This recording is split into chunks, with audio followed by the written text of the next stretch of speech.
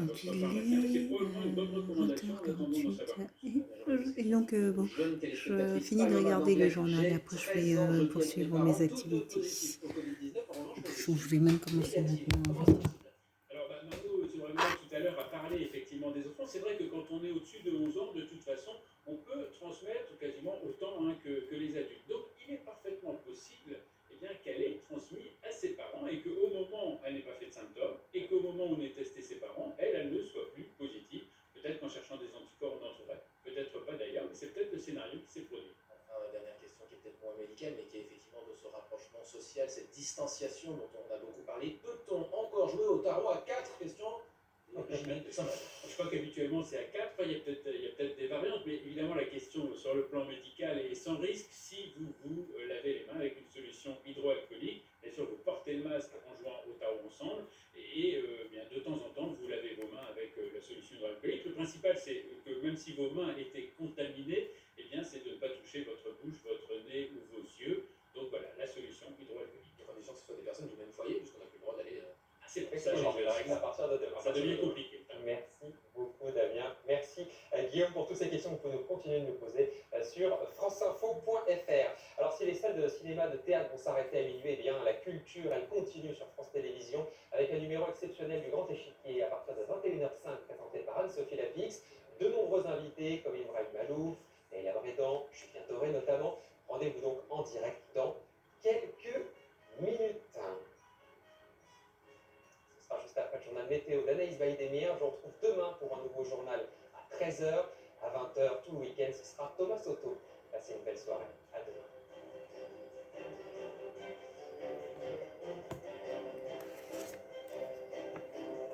Retrouvez toute l'actualité en continu sur France Info, Canal 27.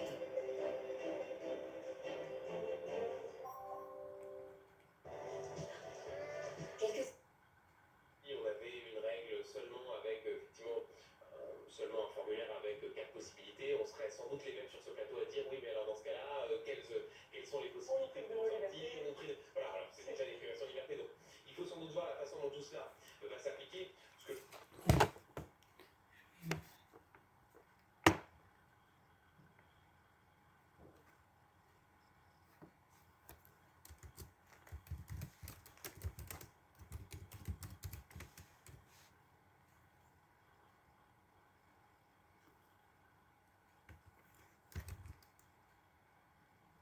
Ah là, je suis en train de travailler, Yvette.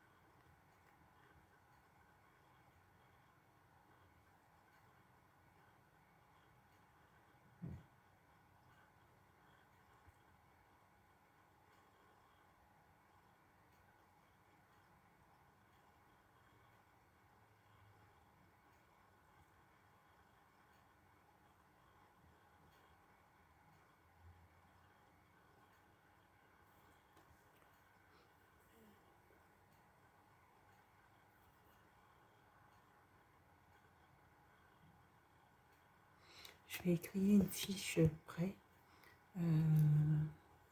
Donc moi j'interviens auprès des familles dans le cadre d'un contrat de coopération. Donc les familles qui m'ont été attribuées, je les accompagne dans la structure même associative qui m'a embauchée. Je ne les vois que très rarement. Je les vois pas. Que rarement, je veux dire. Et donc, je mets en place ces accompagnements sociaux. Sur un accompagnement, par exemple, il y a une personne qui a eu besoin d'un secours pour accéder pour pouvoir pour une course, je dirais de manière urgente, parce que je ne vais pas rentrer dans plus de détails, mais pour une course urgente et pour un achat urgent. Et donc, j'ai dans ce cas-là sollicité l'intervention du PCPE, dans ce cadre-là 95 du Val d'Oise. Là, il s'avère que dans le délai de déblocage de ces prestations, dans le délai de déblocage de ces prestations, il s'avère que on a dans l'attente de déblocage de ces prestations, il s'avère que la problématique à laquelle là va être confrontée, c'est qu'elle doit faire des achats, notamment pour sa fille. Et donc, bon, il n'est pas possible. Des achats d'autres alimentaires, je dirais, mais pas vraiment. C'est entre alimentaire et en fait, comme sa fille ne se nourrit pas très bien, il lui donne comme du lait énergisant spécifique qu'il faut acheter en pharmacie, entre autres. Le reste, je ne vais pas regarder, mais de toute manière, il faut qu'elle puisse venir en aide à sa fille. Donc, bon, ce qui m'est possible de faire, c'est de faire une demande de secours auprès de la commune. Donc, je vais essayer de voir ça. Si auprès de la commune, je peux avoir les éléments pour faire une demande de secours pour elle. Et donc, bon, je lui disais tout à l'heure que je lui ferais un petit prêt. Mais c'est important que, en tant que professionnel, et c'est ce qu'on nous apprend, il faut savoir garder ce qu'on appelle la juste distance. Ce qui veut dire que l'accompagnement, je suis dans un cadre professionnel et pour que mon travail soit efficace, il faut que je sois objective.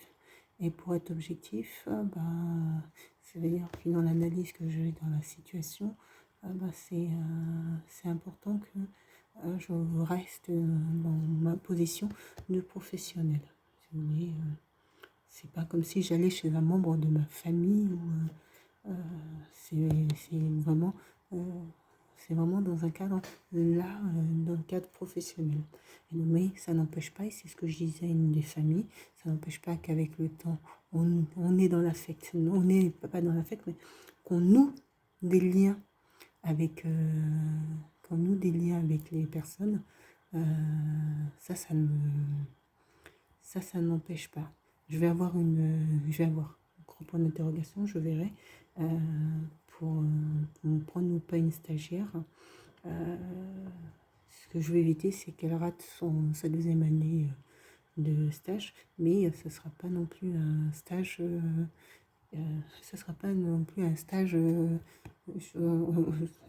Je suis tranquille chez moi parce qu'il y a la crise sanitaire.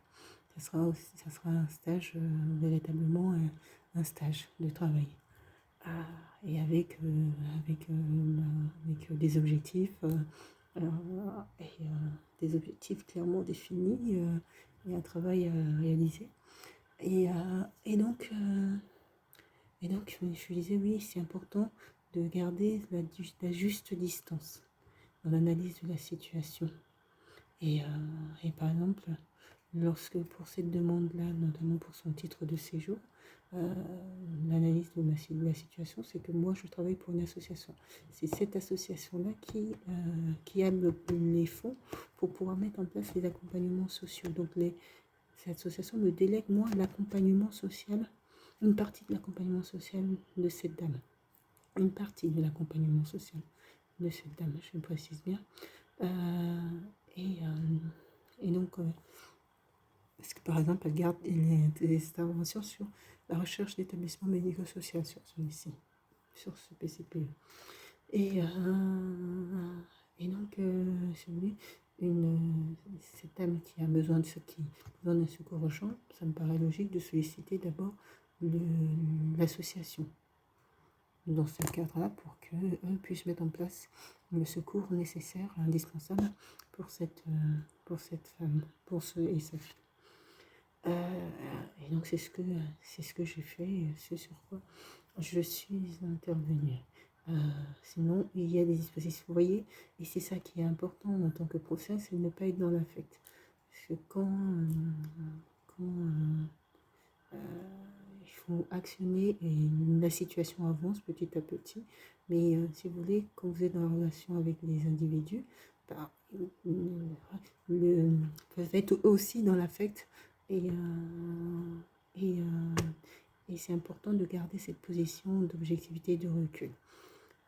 C'est-à-dire que, bon, ça va être un petit truc, c'est un petit élément, mais que je serai amenée à rediscuter donc avec la personne concernée. Mais, par exemple, dans un message, mettre ma belle, je me rappelle plus le début, mais je vous remercie ma belle ou quelque chose comme ça. C'est pas c'est pas possible. Donc je dois moi je vais pas relever sur le message parce que ça pourrait ma réponse pourrait avoir un aspect froid. Mais non, je ne suis pas dans ma belle ou dans ce type. Voilà, je suis une professionnelle qui intervient dans le travail pour que sa situation avance. Et pas dans dans une situation et que, voilà, qui fait que, voilà, qu'elle utilise ce terme de ma belle. Et c'était la première fois par ailleurs que d'habitude c'est ma sœur et je reprends souvent justement les honneurs. Mais ma belle c'était la première fois. Et je vais devoir aussi reprendre en lui indiquant que non. Quand l'accompagnement social sera fini, il y aura des liens qui ont été noués qui peuvent pas se poursuivre. Donc ça dépend après des disponibilités des uns ou des autres. Mais ça c'est possible, hein, surtout. Là, on part sur un accompagnement social de longue durée. Mais là, quand on est comme ça dans le vif, au cœur même de l'action et du sujet, et au cœur même de l'action, et qu'il faille bien analyser pour comprendre la situation et tout, il faut cette objectivité qui est primordiale et qui permettra de faire un travail efficace. Et donc, ça requiert pour moi de rediscuter avec elle de cet élément qui peut paraître comme ça banal, mais c'est important que j'intervienne dans un cadre professionnel, que je ne suis pas sa belle. Ce qui fait que, si vous voulez, lorsque elle va solliciter si ça ce n'est pas fait, lorsqu'elle va solliciter, elle va avoir une demande et que ma réponse ne correspondra pas à ce qu'elle souhaitait, comme elle serait dans l'affect et habituée à être dans cette relation d'affect qu'elle aurait instituée, le risque c'est qu'elle réagisse comme dans une relation d'affect. Comme dans une relation d'affect. Et quand on est dans l'affect, des fois ça nous arrive, quand si j'ai une copine, on est en désaccord, sur un point, je vais être mécontente, je signifie mon mécontentement. Bon, je peux moi, pendant ma réaction ne sera pas, si vous voulez, si je suis au travail et que je signifie mon mécontentement à une collègue de travail ou à une personne que j'accompagne, le lendemain je reviens, je dis quand même bonjour à ma collègue de travail et je lui parle quand même parce que je suis dans le professionnalisme et que la discussion d'hier, même si éventuellement elle a pu me choquer ou quoi que ce soit, n'a pas lieu à être pris en compte dans le travail qui va être fait le lendemain. Alors quand on est dans l'affect, la discussion d'hier reviendra demain et elle reviendra demain puisqu'il n'y a plus d'objectivité, il n'y a plus de distance dans la relation qu'on a avec l'autre. Et ça fait que ça perd du professionnalisme. Donc, c'est pour ça que moi, pour pouvoir garder cette position de neutralité, c'est ce que j'indiquais à une autre des familles, c'est le fait de ne pas appeler par leur prénom les personnes. Le fait de ne pas appeler les personnes par leur prénom, ce n'est pas être froide. C'est garder cette distance qui va me permettre d'avoir une meilleure analyse dans la situation des personnes. Et quand la situation aura super bien avancé, bon, on pourra développer une toute autre relation. Mais là, c'est important.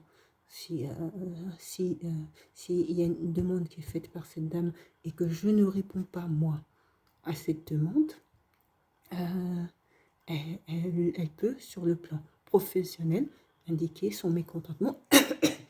Elle peut signifier son... Oh là, faire valide. De travers. Elle peut signifier son mécontentement à l'association. Moi, lorsque je lui réclame des documents et qu'elle ne me donne pas ces documents, je lui signifie clairement mon mécontentement et je peux même lui signifier par écrit qu'elle ne m'a pas fourni les documents qu'il me fallait pour pouvoir instruire son dossier. Mais quand on est dans l'affect, ça, je ne peux pas le faire. Je ne sais pas que je ne peux pas le faire, c'est que l'autre individu peut le prendre comme une forme de oubliera le professionnalisme, va le prendre comme une forme de vengeance, alors que c'est du professionnalisme. Lorsqu'on étudie une demande, on prend objectivement les éléments, les conditions pour accéder à cette demande. Est-ce que la situation permet ou pas? Si on regarde, on dit mais non, là vous répondez pas à tel ou tel critère. Après, ça m'est déjà arrivé de faire des demandes. Non, j'ai indiqué que ça répondait pas aux critères. Les personnes m'indiquaient qu'ils souhaitent quand même que je fasse la demande. Je faisais la demande puisque je travaille aussi à partir de la demande des personnes. Et donc, ouais. Et donc, je disais donc que c'est important qu'on puisse conserver comme ça cette juste distance dans le travail qui est réalisé et effectué. Voilà. Donc c'est aussi professionnalisme que de rester dans le cadre professionnel de l'intervention. Donc moi, mon cadre professionnel dans ce cadre de ces contrats avec l'association, c'est donc de mener des accompagnements sociaux. Lorsque des objectifs seront atteints, on sera peut-être dans une toute autre dynamique, une toute autre relation. Mais là, donc voilà, et le risque, c'est que l'autre souhaite profiter un peu de la situation. Donc il faut arriver comme ça à ce que, comment dire ça, à garder le professionnalisme, ça évite justement que éventuellement l'objectivité n'y soit plus et que on puisse être confronté à des personnes qui tentent de profiter un peu de ma gentillesse ou voilà. Donc c'est particulièrement important. Puis c'est ma formation professionnelle et c'est le métier que j'apprécie particulièrement. Donc voilà. Donc pour faire ce prêt, puisque je le ferai un prêt, le temps que c'est... et en plus je ne le ferai pas régulièrement, là c'est vraiment lié par rapport à sa fille. Mais voilà, je vais surtout voir au niveau de la mairie ce qu'il est possible d'obtenir comme fonds d'ordre légal et extra-légal de la commune pour lui venir en aide. Voilà. et ça c'est important et c'est ce que je vais apprendre à, je dois apprendre à la stagiaire. euh, donc, bon, comme j'ai dit à à la personne qui est postulante un stage, demain je fais l'entretien avec elle, je verrai, si ça correspond ou pas au niveau de l'autonomie, de la rigueur. Et avec moi, il faut être particulièrement carré. C'est particulièrement, c'est très important d'être super carré dans sa manière de travailler. Euh, donc, d'autant plus qu'elle est en stage, même si elle n'était pas en stage, mais c'est important ce qu'elle va apprendre maintenant.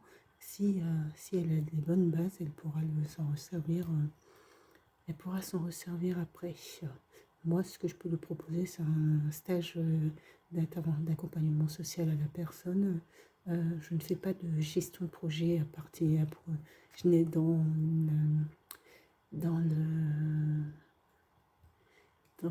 ce qui m'est proposé, en tout cas, à mettre en œuvre, elle a indiqué gestion de projet et accompagnement social de la personne. Mais concrètement, ce que je mets en place, c'est plutôt des apps de l'accompagnement social, de l'intervention sociale, d'aide à la personne. Donc voilà, donc tout ça, ce sont des éléments que je vais devoir apporter à connaissance de la stagiaire, aussi, avec laquelle je vais devoir instaurer une relation qui va lui permettre de pouvoir travailler au mieux possible, dans les meilleures conditions possibles. J'espère qu'elle est dans cette dynamisme de professionnalisme.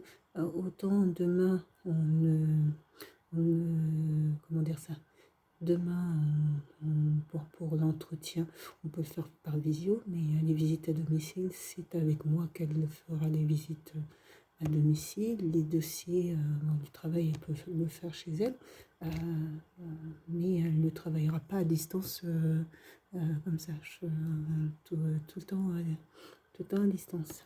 Il faudrait que je sois là et que je voie ce qu'elle fait et comment elle avance également sur les dossiers.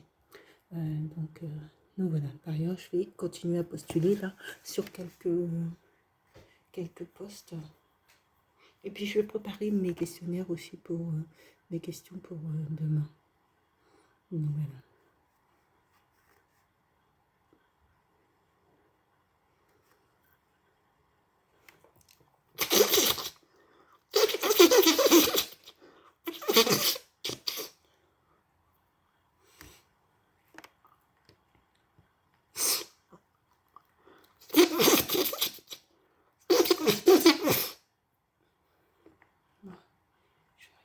Mais parce qu'elle devait m'envoyer des documents, c'est pas du tout le document qu'elle devait m'envoyer, qu'elle m'a envoyé. Donc bon.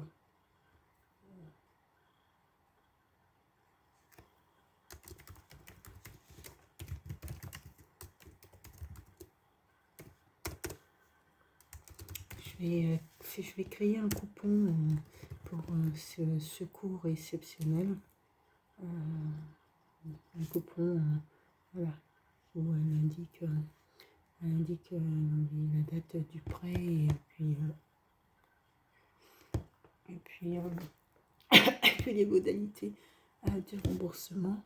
Ça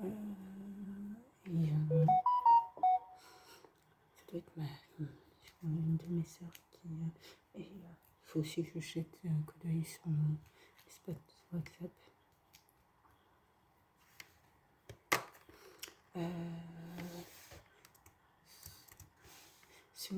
Ce n'est pas le courrier dont on a parlé. Nous avons évoqué.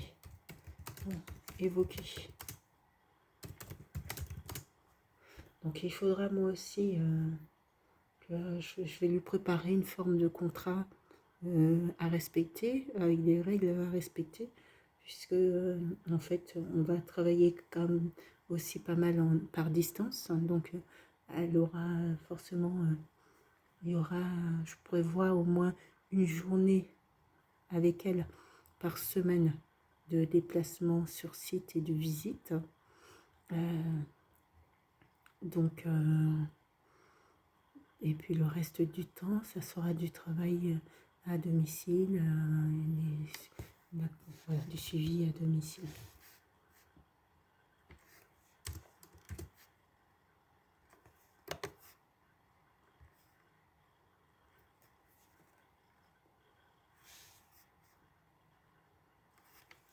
C'est ça qui est très compliqué. D'habitude, c'est vrai que je suis dans des accompagnements qui sont assez, finalement, assez de courte durée. Courte durée, j'entends par là, ce sont des accompagnements qui peuvent être entre même deux fois un seul rendez-vous, deux fois sur des accompagnements, ça peut aller vite, sur un mois ou 3 mois. Là, là, ça va être un accompagnement vraiment de longue durée. Donc, bon, c'est vraiment la base qui est instaurée maintenant est importante pour après, mais il y a des familles qui peuvent considérer que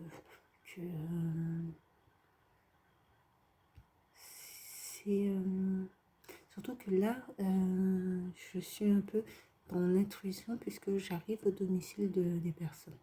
Donc les personnes m'ouvrent la porte, ils m'accueillent. Ils ou elles sont chez eux, chez elles. Donc bon, dans la relation qui se noue lors de l'entretien, la relation n'est pas du tout, n'est pas la même déjà. La même. Donc bon. Et donc, nous avons évoqué lors de la conversation téléphonique de ce jour, la conversation téléphonique lors d'une des conversations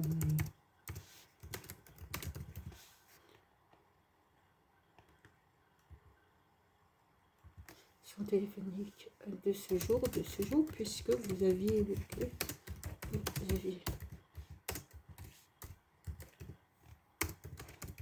décision pour le ressort, et que je vous ai demandé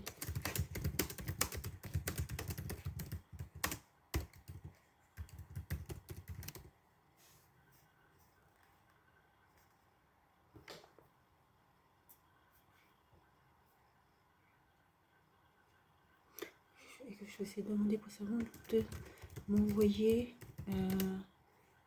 en photographie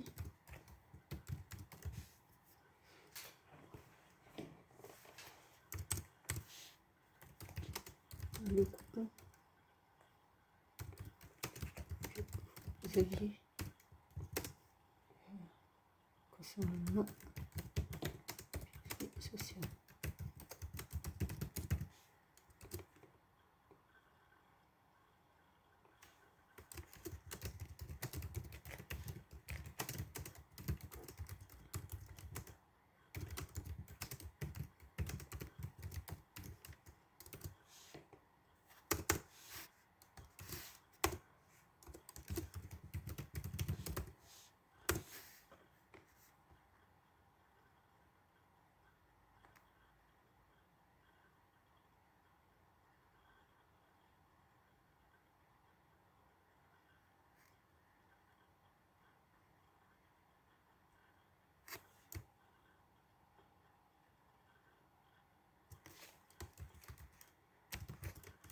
Puis si je prends la stagiaire, ça veut dire qu'il faut que je voie par rapport à Dropbox, à la création d'une adresse mail professionnelle, d'une boîte mail professionnelle. Il faut aussi que je par rapport à la commande de ces cartes de visite.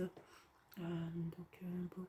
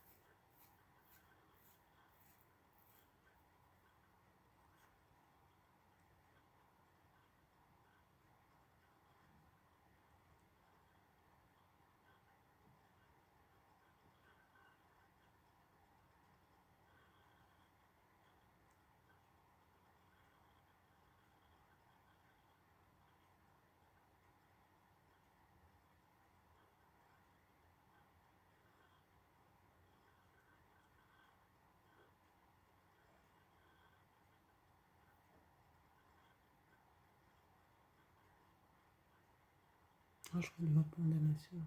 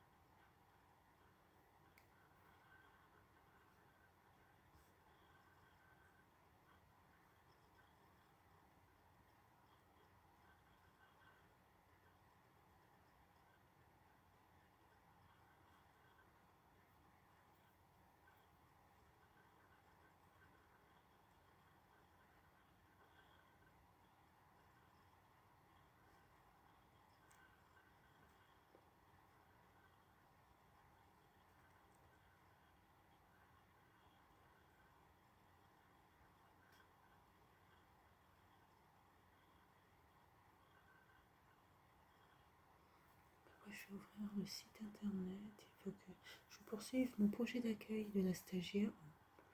Je fais pas. J'avais déjà rédigé